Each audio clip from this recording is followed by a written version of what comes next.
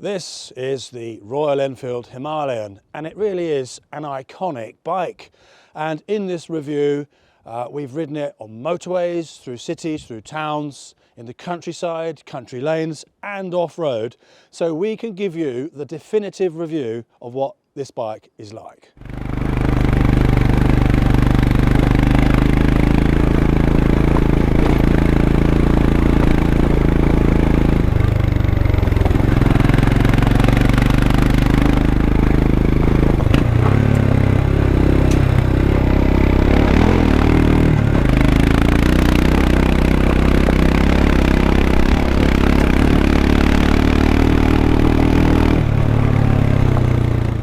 We actually reviewed this bike a couple of years ago, and in this video we're going to revisit some of the things that we said and some of the comments that were made. The Himalayan, it's not the fastest bike in the world, we all know that. It's not massively powerful or massively torquey. It produces 24.3 brake horsepower at 6,500 RPM and 32 Newton meters of torque at 4,250 RPM, and they're not world-breaking figures. But it makes sense when you take this bike off-road, and the power and torque is just right for going along, exploring trails. And around here we've got some amazing trail riding, and I've been riding everywhere, and this tackles the rocky pathways and the mud and the ruts absolutely beautifully. And you don't really want a hugely powerful bike for doing that. And some of these adventure bikes are so immensely powerful, they have to have all these modes to numb the power down. And even then, they're unmanageable and extremely heavy, whereas this isn't. It's like a mountain goat. It really is superb. And you'll see in the video, we've been riding everywhere. And it's very confidence-inspiring off-road. And you do feel that you can just go along quite happily without very much experience. I'm an average sort of skilled off-road rider, and I found it to be really good fun. And it is the sort of bike that you can go anywhere. You point it in the direction you want to go and it'll take you there. It's marvellous.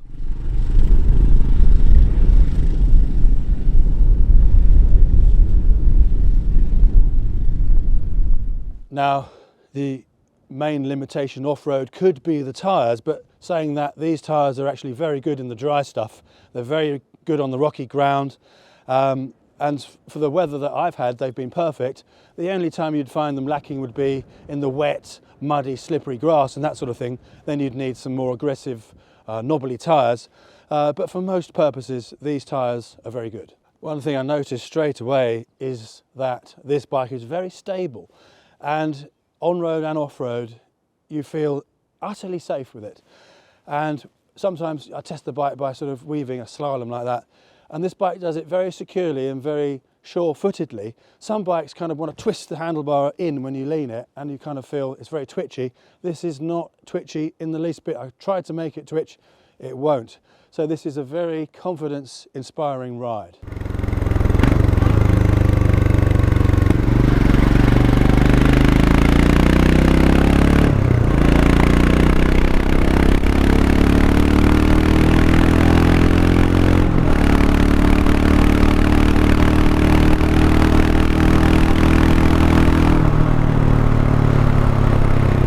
So like I said, we've ridden this bike everywhere, and on the motorway, this will do 70 miles an hour in 5th gear, and it's pulling 5,500 RPM, and that's getting towards the red line.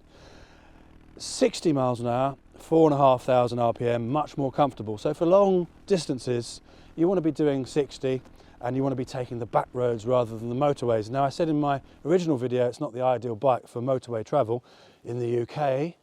The UK's motorways are horrible, they're congested, people are in the wrong lanes, they change lanes without looking, they're all doing 80 miles an hour. It's hideous. So this isn't the ideal bike for that. Of course, it will do it. But when you want to travel on a bike like this, you want to be looking at the scenery, and you want to choose the back way, not the motorway. And this is the bike for that. Around town, it's great. You're nice and high, you're upright, you can see over cars and things like that, and the handlebars aren't so wide, so you can still lane split, lane filter, whatever you want to call it. So that's great, no problems there. The country lanes, fabulous, really is a great bike to explore once you get somewhere nice. And as I said before, off-road, it's really very good. So this is a very good all-round bike. It kind of is like a Land Rover Defender Series 3. They didn't call them Defenders at the time, but a Land Rover Series 3. It's okay on the road, it's very good off-road, it'll go anywhere happily and enjoyably. And it's that kind of motorbike. It's not supposed to be the fastest bike in the world. You wouldn't buy one of these if you wanted to bowl along at very high speeds all the time and try and wring its neck. It's not for that. This is a bike to get out and look where you're going and enjoy the scenery from left to right and see what's there and stop off at nice little places. And for that, it's absolutely beautiful. Controls on this bike are lovely and simple. You've got your on-off switch here and the starter underneath and a hazard warning light. On the other side, you've got your light, your flasher, your indicators, your horn. That's it. No modes, no messing about. This is your mode. If the back wheel starts to slip, you back off a little bit. And that is real riding. That's how it used to be. And that's very much a pleasurable way of being at one with a motorcycle. Of course, some bikes are so powerful you need a mode, but on this you don't. And that is what makes it really nice. And another thing while we're on the subject is mirrors. I can see a bit less than half the road behind me.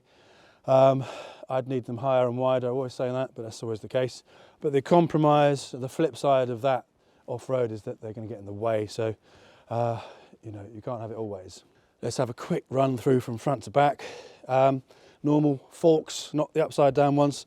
They're perfectly good, they're functional, they look better, love them.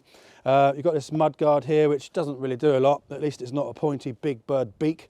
And that's kind of where the big bird beak came from, a proper mudguard, and they developed into this hideous adventure bike thing. But thankfully, Royal Enfield didn't go down that route. You've got this rack either side here, which doesn't turn with the steering, and you can strap things to it like jerry cans, water, petrol, whatever you like. Good looking engine, air cooled and oil cooled. Nice exhaust pipe. Follows the line of the frame, which is great. I love that. It's out of the way. It's out of the way of your legs and it's out of the way of the ground, so that's really good. You've got not a bad looking exhaust rear can here, and it's quite a subdued sound, so it's not going to upset anybody when you're out. And when I was out on a trail in the middle of nowhere, a load of ramblers, walkers came along, and sometimes they can be very anti-motorbikes, but they were very friendly and talking to me and interested in the bike and what have you. So it's not a bike that offends people. Now the foot pegs have got a rubber thing on top of them for road riding, and you can take that off. So you've got the grippy metal underneath for off-road riding, which is good. You've got this rack on the back, and there's loads of accessories for these. You can get pannier bags, all sorts of things. Brilliant. You've got this little metal thing on top here, max load 7 kilos. I don't know why, I'm sure it can take more than that. But this thing sort of limits the usefulness of this rack, so I would take that off because it's easier to strap things to it without that being there.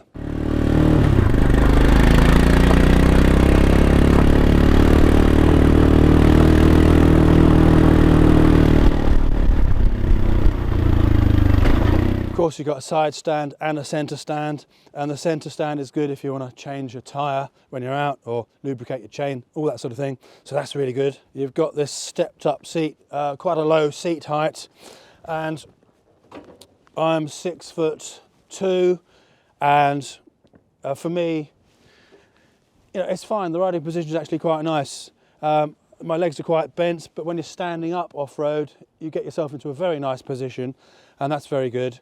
But when you sit down again, you do feel like the bike feels a little bit short, but I'm tall, and you can get a aftermarket seat for these.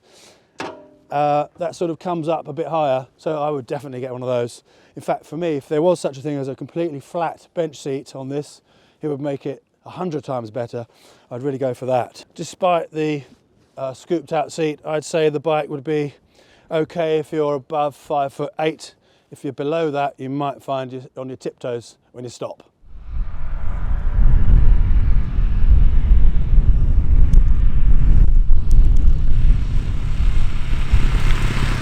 Dials. You've got a nice analog speedometer in kilometres and miles per hour. Fairly easy to see, perhaps a little bit busy. You've got some lights in the middle, neutral, and your battery and all the other bits, ABS, and you've got a digital display underneath with the information you need. You've got your fuel gauge, which is good. You've got a compass, and now they've added this sat-nav thing, which you connect to your phone if you've got Google Maps, and it will tell you left, right, straight, all that sort of thing. That's just quite handy. I haven't used that, but it's very good to have. The gear lever for me is a little short. I've got big feet size 11 or 12, depending on the boots. But with motocross boots on, I'd have to adjust it up and perhaps get a longer lever, because the only way I can change gears to sit here, so your foot's at the right angle to get under the gear shifter, but that's something that can be changed. Another thing, when you're manoeuvring the bike on foot, is that every step you take, you knock into this quite hard in the side of your leg, so it sticks out quite a long way. Personally, if I wasn't going to have a passenger, I'd just saw that off, but it's a shame it sticks out so far.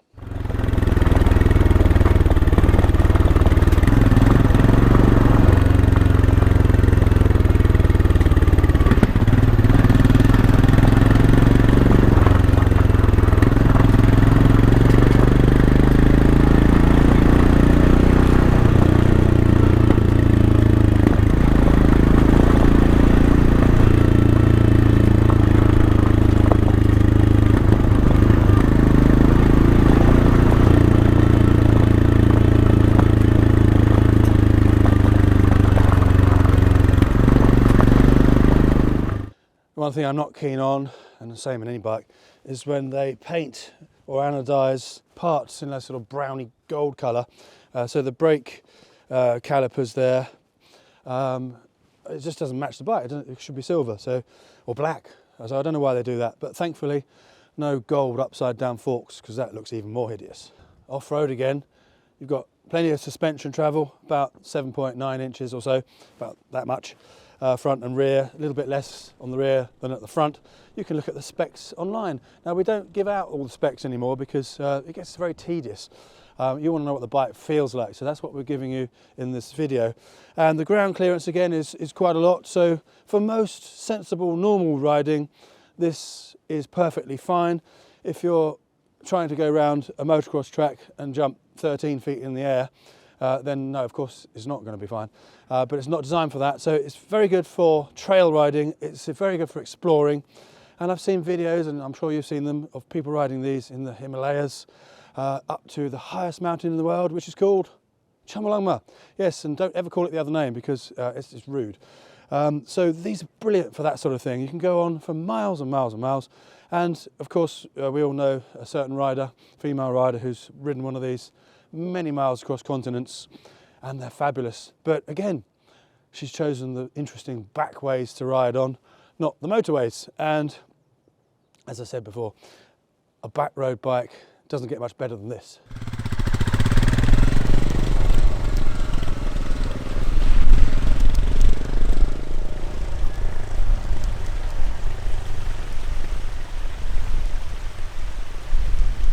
You've got a 3.3 imperial gallon tank on this, and it'll do just over 88 miles per gallon. That's the official figures, which is pretty good.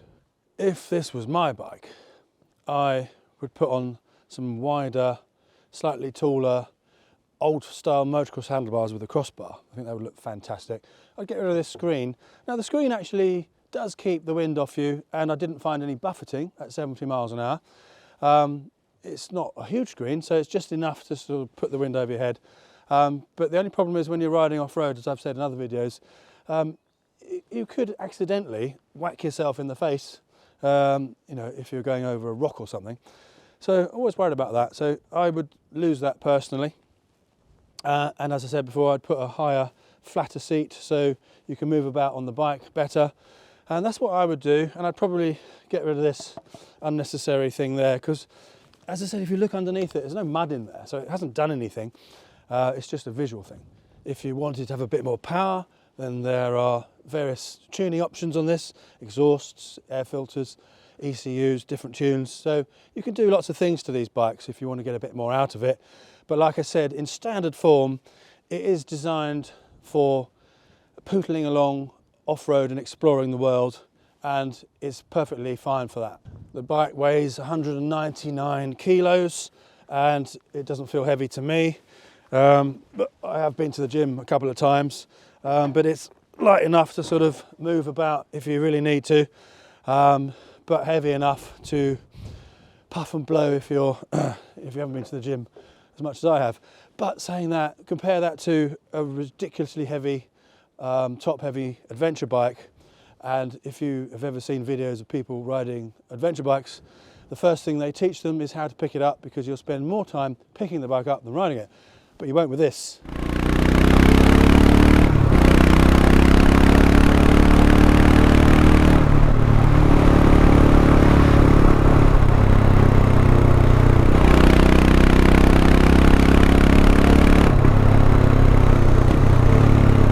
One thing I must say, talking about adventure bikes, is that the average adventure bike, of the higher capacity, would be better at long haul journeys on the motorway, there's no doubt. But if it was my money, I would choose this over any of them, because, as I said, I could pick the back roads on the way, I could stop off at various places and have something to eat, look at the view. But when you get there, you're on a much more capable bike that you would enjoy way more exploring and going off-road down the trails and in the countryside than you would on a big heavy adventure bike. So the compromise is there. Which one do you take? As I said, for me, this every day. The astonishing thing is the bike's only £4,699 in this colour. There's more colours, slightly more expensive. You can look that up yourself. Brilliant. I mean, Royal Enfield are producing some world-class bikes at the moment. They really are very good. They're back to basics, and less is more. And it really is, because powerful bikes, as I've said in other videos, can be a handful. It's always a matter of restraint. And of course, I'm not saying it's not a good thing, because sometimes it's nice to have a powerful bike and go for it. But in the real world, everyday riding, a bike like this is fabulous. Interestingly, this was the first motorcycle we reviewed a couple of years ago that wasn't a Harley Davidson. At the time, we decided to become a motorcycle review channel, and the rest is history. But at the time as well, coming from a motocross background, as soon as I saw a bike that looked off-roady, I'd compare it to a motocross bike, which is unfair because they are so different. And having ridden loads of bikes since then, I can see now how good this bike really is, and for what it is, it's brilliant.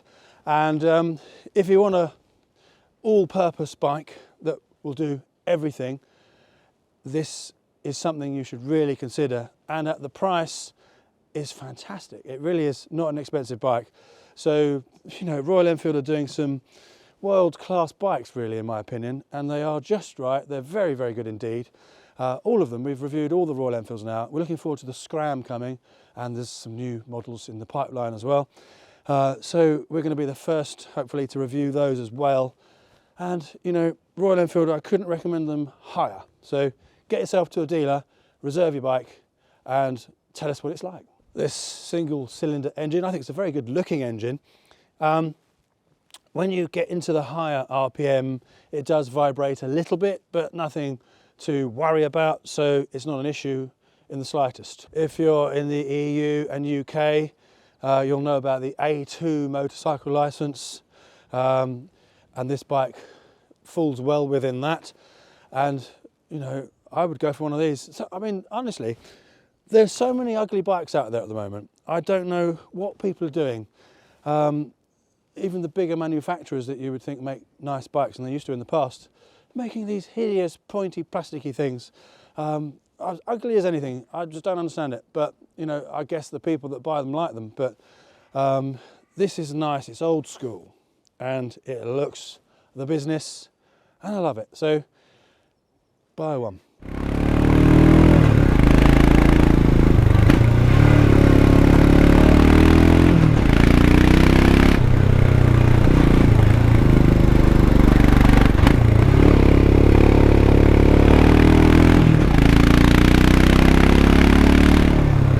One thing this bike does from cold, I don't know if yours does it, if you've got one. When you start it, I didn't do it that time. I find it stalls, there you go, it stalls the first couple of times. So once it's warmed up, it's fine. But that initial sort of period of just the first minute or so, it doesn't seem to like taking any revs. I will start without the clutch in, as long as it's in neutral. There, see?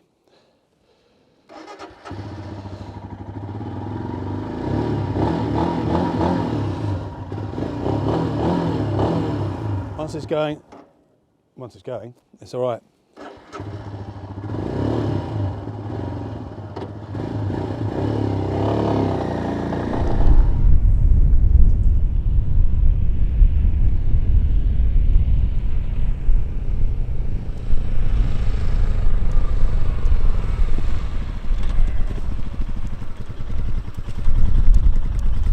We'd be interested to know your thoughts on this bike. Any comments, any questions, feel free to ask.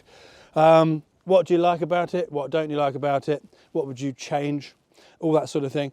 We'll see you on the next video. Don't forget to like and subscribe, all that business. And next bike coming up, wait and see.